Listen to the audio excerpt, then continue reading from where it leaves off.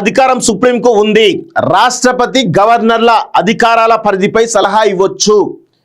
ఇది న్యాయస్థానాలకు ఉంది అని చెప్పేసి సుప్రీంకోర్టు చాలా స్పష్టంగా చెప్తా ఉంది. ఇప్పుడు ఏం జరుగుతూ ఉంది? కేంద్ర ప్రభుత్వం ఈ రాజ్యాంగ వ్యవస్థలన్నింటిపైన కూడా నియంత్రణ తీసుకొచ్చే ప్రయత్నం చేస్తుంది. గతంలో కాంగ్రెస్ పార్టీ కొన్ని చోట్ల ఇదే ప్రయత్నాలు చేసిన క్రమంలో ఆనాడు ఉన్నటువంటి ప్రతిపక్షంగా ఉన్నటువంటి బీజేపీ ప్రభుత్వం కాంగ్రెస్ తూర్పారబట్టింది. ఇప్పుడు బీజేపీ అధికారంలోకి వచ్చిన తర్వాత ఇదే గవర్నర్ వ్యవస్థను, ఇదే రాష్ట్రపతి వ్యవస్థను వాడుకొని ఈరోజు తమ స్వప్రయోజనాలు నెరవేర్చుకునే విషయం గమనిస్తూ ఉన్నాం. గతంలో వాళ్ళు విమర్శించరు, ఇప్పుడు వాళ్ళు చేస్తున్న పని కూడా అదే. అంటే అధికారంలోకి రావడానికి ప్రభుత్వాలు విమర్శిస్తూ ఉంటారు. వాళ్ళు వచ్చిన తర్వాత మళ్ళీ గత ప్రభుత్వాలు తీసుకున్నటువంటి నిర్ణయాలు కావచ్చు, వాళ్ళ సేమ్ ధోరణి వీళ్ళు కంటిన్యూ చేస్తూ ఉంటారు. అది రాష్ట్రంలో అదే పరిస్థితి కనబడతా ఉంది, ఇటు దేశంలో కూడా కేంద్రంలో కూడా అదే పరిస్థితి కనబడతా ఉంది.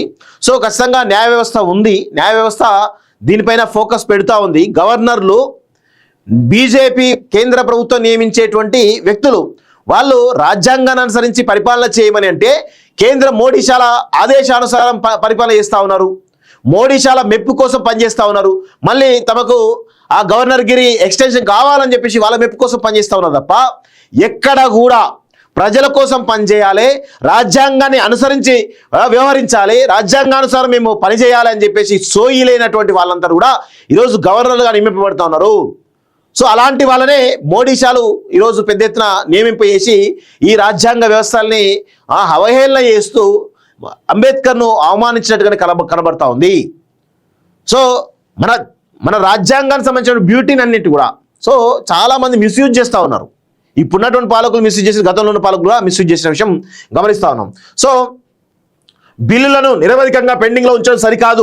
గవర్నర్కు విచక్షణాధికారాలు ఇచ్చి రాష్ట్రాల అధికారులను పలచన చేయకూడదు. సుప్రీంలో తెలంగాణ సర్కారు వాదన. గవర్నర్కు విచక్షణ అధికారాలు ఇచ్చి రాష్ట్రాల అధికారాలను పలచన చేయకూడదు. ఇప్పుడు గవర్నర్కి అభ్యంతరం ఉంటే దాని మీద లీగల్ ఒపీనియన్ తీసుకొని ఇవి ప్రాబ్లమ్స్ ఉన్నాయని చెప్పేసి ఖచ్చితంగా చెప్పడానికి అవకాశం ఉంటుంది. ఆ బిల్లును తిప్పి పంపడానికి అవకాశం ఉంటుంది.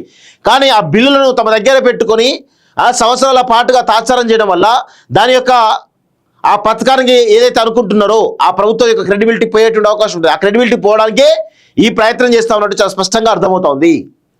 1970 నుంచి 90% బిల్లులకు నెలలోపే 20 బిల్లులకు మాత్రమే గవర్నర్ ఆమోదం ఇవ్వలేదు. ఆర్టికల్ 200లోని ఆమోదం నిలిపివేత తాత్కాలికం కాదు. గవర్నర్ కేవలం పోస్ట్ మ్యాన్లు కారు అంటూ తుషార్ మెహతా మాట్లాడుతూ ఉన్నారు. సో చెప్పాలి, రాష్ట్రపతి కానీ గవర్నర్ కానీ లీగల్ ఒపీనియన్ తీసుకొని మాత్రమే దాని గురించి పనిచేయాలి తప్ప ఇక దాన్ని తాత్సారం చేసుకుంటూ తమ దగ్గర ఉంచుకొని ఇలా వ్యవహరించడం సరికాదు అనేది మా యొక్క అభిప్రాయం. సో ఇక్కడ రాష్ట్రపతి గవర్నర్ అధికారాల పరిధిపై సలహా ఇచ్చేటువంటి అధికారం సుప్రీంకోర్టుకు ఉన్నదని తెలంగాణ సర్కారు సర్వోన్నత న్యాయస్థానంలో వినిపించిన వాదనలో పేర్కొంది. రాష్ట్రపతి గవర్నర్ ఏ బిల్లుకైనా ఆమోదం తెలపకుండా నిరవధికంగా పెండింగ్లో ఉంచడం సరైంది కాదని స్పష్టం చేసింది.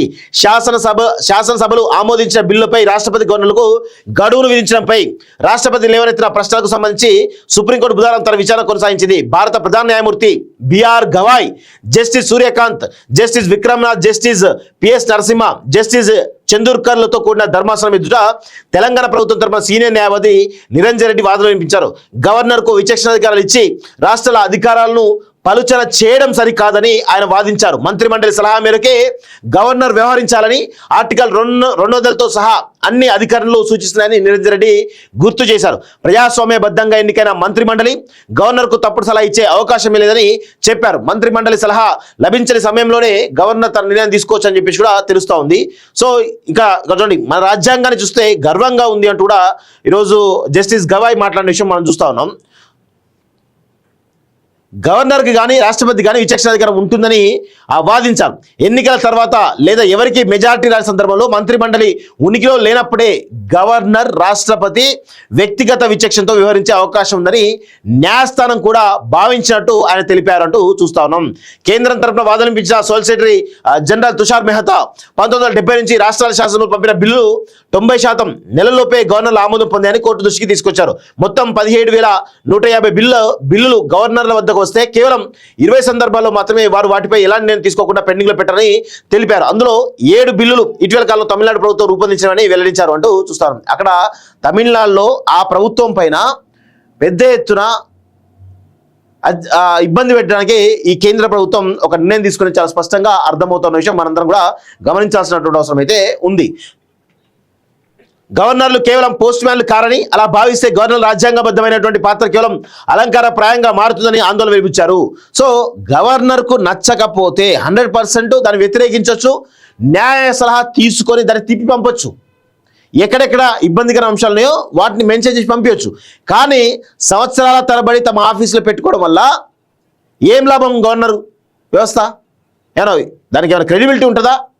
ఏదో ఒకటి నేను చెప్పాలి, ఎస్ ఆర్ నో, సంతకం పెడతావా పెట్టవా, దానిలో ఏమైనా లీగల్ ప్రాబ్లమ్స్ ఉంటే చెప్పాలి, పంపించాలి, వాళ్ళ దగ్గర ఉంచుకునేది. అందుకే తుషార్ మెహతా చెప్తున్నట్ట, ఇట్లా చెప్తా ఉన్నాడు. మేము చెప్పిన సమాధానాలు కూడా చెప్పాలి తుషార్ మెహతా గారు.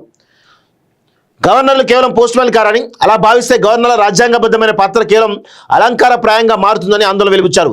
గవర్నర్ అంటే బుగ్గకారులు, పెద్ద ఇల్లు ఉండే పోస్ట్ మ్యాన్ లాంటి వారని వారు వాదిస్తున్నారు.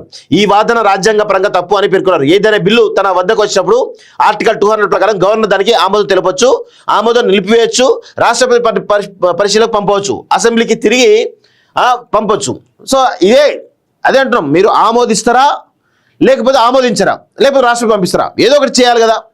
ఏమి చేయకుండా తాత్సారం చేయడం వల్లే ఈ యొక్క గవర్నర్ వ్యవస్థ పైన రెస్పెక్ట్ పోతా ఉన్నట్టు ఇలా చాలా స్పష్టంగా అర్థమవుతా ఉంది.